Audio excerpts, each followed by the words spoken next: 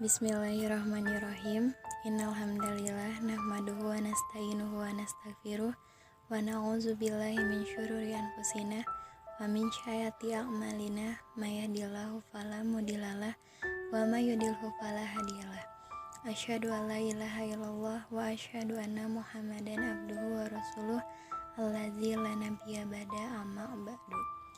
Faqala Allah Ta'ala fil Qur'anil Karim, a'udzu billahi minasyaitonir rajim. Wa ma khalaqtul jinni wal insani illa liya'budun.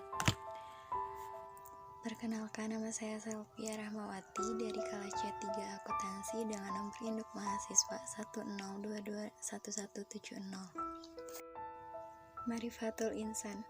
Marifatul Insan adalah mengenal hakikat penciptaan manusia. Marifatul Insan merupakan proses pencarian jati diri sebagai manusia, dari mana asal manusia, manusia terbentuk oleh apa, dan siapa yang menciptakan manusia. Sebagaimana dalam Quran surat Al-An'am ayat 2, Allah berfirman, A'udzubillahi minasyaitonirrajim. Huwallazi khalaqakum min tinin summa qada ajala wa ajalum musamma indahu summa antum tamtarun, yang artinya dialah yang menciptakan kamu dari tanah, sesudah itu ditentukannya ajal kematianmu, dan ada lagi suatu ajal yang ada pada sisinya yang dia sendirilah mengetahuinya. Kemudian kamu masih ragu-ragu tentang berbangkit itu. Hakikatul Insan. Hakikatul Insan adalah memahami hakikat diri sebagai manusia. Sebagai seorang manusia, penting bagi kita untuk mengenal dan memahami hakikat dari diri dan kehidupan sebagai manusia. Tujuannya yaitu untuk bertindak adil terhadap diri sendiri maupun orang lain.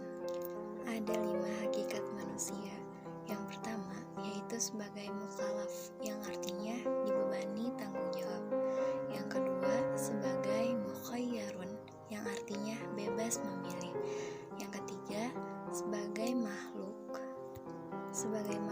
yang diciptakan oleh Allah SWT.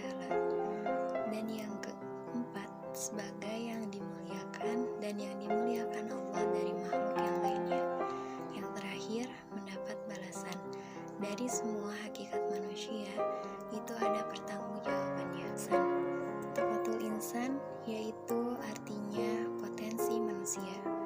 Menurut bahasa, taqatul adalah kemampuan yang mempunyai kemungkinan untuk dikembangkan, kekuatan, kesanggupan, dan daya.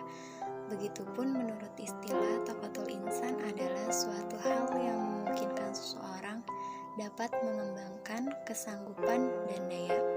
Potensi manusia meliputi 3, yaitu potensi jasmani fisik, ruhani spiritual, dan akal. Allah SWT berfirman dalam Quran surat At-Tin ayat 4. A'udzubillahi minasyaitonirrajim. Laqad khalaqnal insana fi ahsani taqwim. Artinya, sesungguhnya kami telah menciptakan manusia dalam bentuk yang sebaik-baiknya. Dalam Quran surat At-Tin ayat 4, Allah menjelaskan bahwa Allah menciptakan manusia dalam bentuk yang sebaik-baiknya. Seperti Allah memberikan kita pendengaran untuk mengenali suara, Allah memberikan kita penglihatan untuk mengenali cahaya dan menafsirkannya salah satu dari indera. Kemudian Allah memberikan kita hati. Hati menurut Ibnu Rajab Hanbali yang dipetik oleh Mushab, hati seperti di dalam hadis ini diumpamakan seperti raja kepada seluruh anggota badan, yaitu tentara yang patuh dan taat. Jika akhlaknya baik, maka keseluruhannya ikut baik. Namun, jika akhlaknya buruk, maka keseluruhannya ikut buruk. Nafsul Insan. Nafsul Insan adalah nafsu manusia. Menurut bahasa, kata nafsu berasal dari bahasa Arab. Nafsun, kata mufrad jam'anya anfus atau nafusun, dapat diartikan roh atau nyawa dari seseorang, darah, niat, atau keinginan hati yang kuat. Menurut istilah, nafsu adalah sesuatu yang lembut pada diri seseorang yang menimbulkan keinginan seseorang atau dorongan hati yang kuat untuk memuaskan kebutuhan hidupnya, baik kebutuhan rohani maupun jasmani. Jiwa dalam bahasa Arab dikenal dengan istilah nafs, merupakan suatu kata yang memiliki arti banyak sehingga harus dipahami sesuai dengan penggunaannya.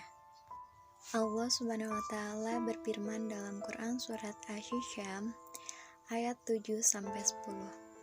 A'udzu billahi minasyaitonir rajim. Wa nafsin wa ma sawwaha falahamaha fujuraha wa taqwaha qad aflaha man zakkaha wa qad khaba man dassaha. Shadaqallahul azim, yang artinya demi jiwa serta penyempurnaan ciptaannya, maka dia mengilhamkan kepadanya jalan kejahatan dan ketakwaannya. Sungguh beruntung orang yang menyucikannya jiwa itu, dan sungguh rugi orang yang mengotorinya. Dalam Al-Quran ada 3 tingkatan nafsu. Yang pertama, nafsu mutmainnah, yaitu jiwa yang telah mendapat ketenangan, sebagaimana dalam Quran surat Al-Fajr, yang artinya, wahai jiwa yang tenang, kembalilah kepada Tuhanmu dengan hati yang ridho dan diridhoinya. Yang kedua, nafsu lawamah, yaitu jiwa yang menyesali diri, sebagaimana dalam firman Allah Subhanahu wa taala yang artinya, dan aku bersumpah dengan jiwa yang amat menyesali dirinya sendiri. Dan yang ketiga, nafsu amaratul bisu'i, jiwa yang memerintahkan kepada kejelekan, sebagaimana firman Allah yang artinya, dan aku tidak menyatakan diriku bebas dari kesalahan, karena sesungguhnya nafsu itu selalu mendorong kepada kejahatan, kecuali nafsu yang diberi rahmat oleh Tuhanku. Sesungguhnya Tuhanku Maha Pengampun, Maha Penyayang. Dari tingkatan marifatul insan, yang terakhir yaitu sifatul insan. Sifatul insan adalah sifat-sifat manusia. Sifat manusia yang terbagi menjadi 2, yaitu sifat kebaikan dan sifat keburukan. Sifat manusia sangat ditentukan oleh intensitas dan efektivitas usahanya dalam melakukan tazkiyatun